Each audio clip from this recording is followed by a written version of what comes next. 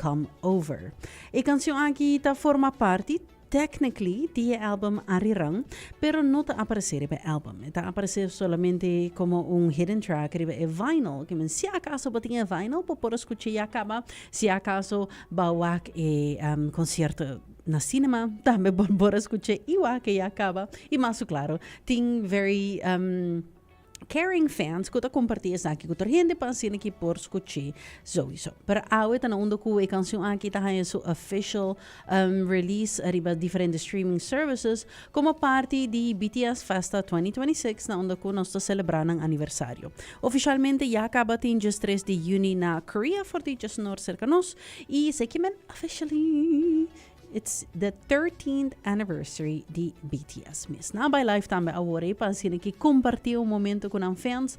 Pero seguro a canção aqui mesma maneira mencionar originalmente solamente disponível em deluxe vinyl edition e agora que na onde que está em seu release completo na onde que tour gente por desfrutar de G. Come Over Miss está co-written door de member Sugar RM, J-Hope e outro nang e co-produced também door de Grammy winner Circuit. Sugar e também Ammo.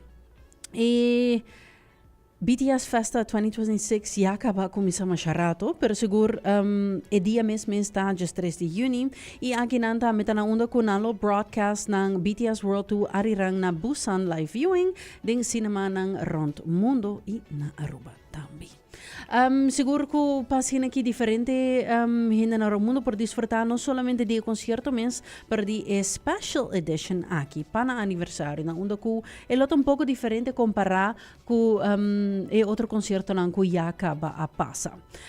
Também o qual que nos por agora aqui provavelmente é official performance video de na canção Hooligan que seguro também está outra parte de BTS